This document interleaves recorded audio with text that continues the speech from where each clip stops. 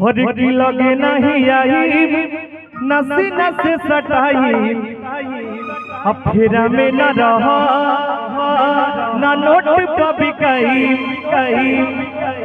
और की हइए हा करम खून जवानी करत ढीला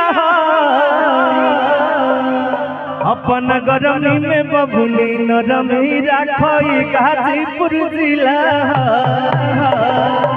भैया ये गाना क्या सुन ले रहे, एक बार हाथ उठा दिया आप लोग, उठा दिया आप लोग। जय हो। हर की लगे नहीं आई नस नस सटाई फेरा में न रहो न नोट पर बिकाई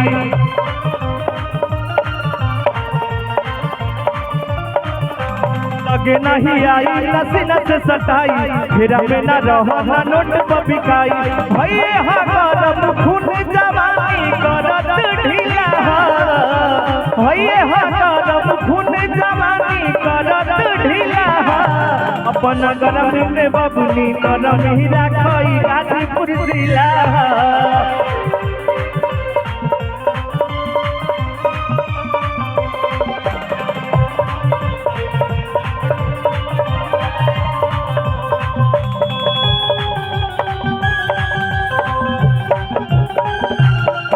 के प्यार में केहू के प्यार में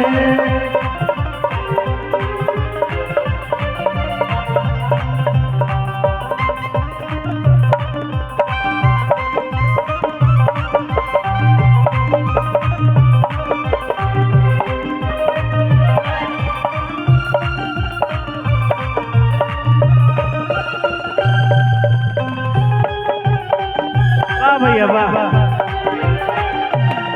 के प्यार में केहू के प्यार में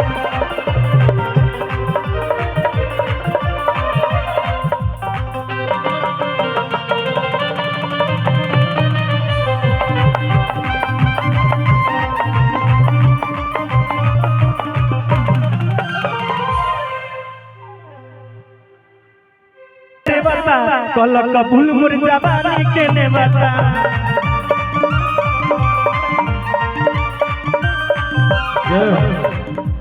जंगीपुर बिरनों में छोड़ दे तू पानी सिखड़ी में लमहर लिखाई तोर कहानी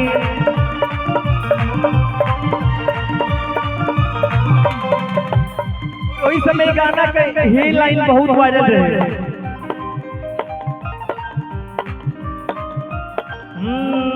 और सहजपुर सादा जखनिया दुल्हापुर ना करत लीला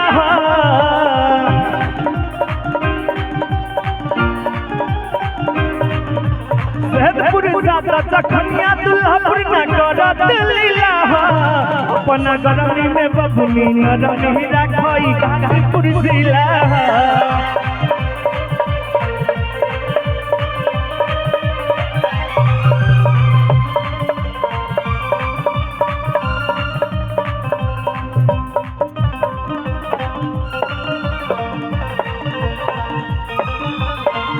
हम लोग के बीच में परमेश्वर कश्यप नीलू जी आ चुके हैं, स्वागत अभिनंदन मैं करता हूँ मंच के बाद।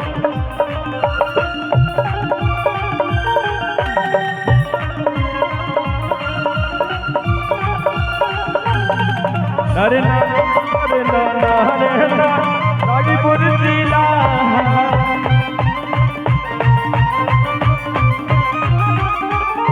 और वही समय यो एगो रहे भैया अरे भाई के हमारा धके अकेले दिहल तू हरऊ मारी भाई के हमारा धके अकेले दिहल तू हरऊ मारी जय हो बाप तू जाके माना ना दे हम छोड़ाई जगदारी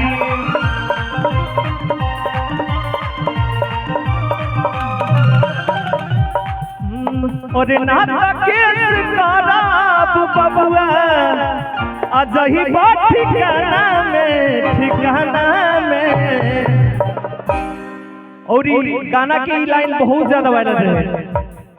और गाजीपुर मोर घर हर बगली चरित्र जमाना में भैया हमारा जिला के मारल रुक जाइए। ई गाजीपुर के जब बात आप कैली तो हमरा एगो बात ध्यान पर चढ़ गई। यहाँ की मिट्टी वीरों को पैदा करती है, शहीदों को पैदा करती है। हिंदुस्तान में इतिहास के सुनहरे अक्षरों में लिखा जाता है गाजीपुर का नाम। कभी शोला तो कभी शबनम कभी तूफान है गाजीपुर। जमाने में बगावत का खुला ऐलान है गाजीपुर। अंधेरों से मिलकर जिसने रोशन की है, बागियों में शहीदों की सच्ची पहचान है गाजीपुर। एक जोरदार ताली होनी चाहिए एक गाजीपुर का शेर। आइए परमेश्वर कश्यप जी भैया आ चुके हैं, स्वागत है। अरे भाई के हमारा धके अकेले दिहल तू हरऊ मारी, माफी तू जाके माना ता दे हम छोड़ाई रंगदारी।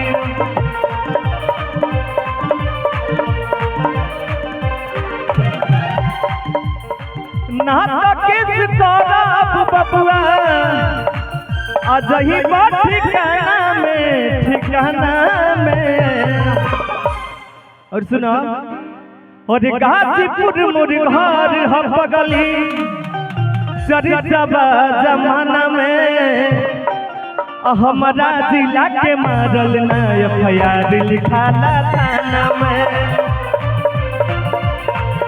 आई आई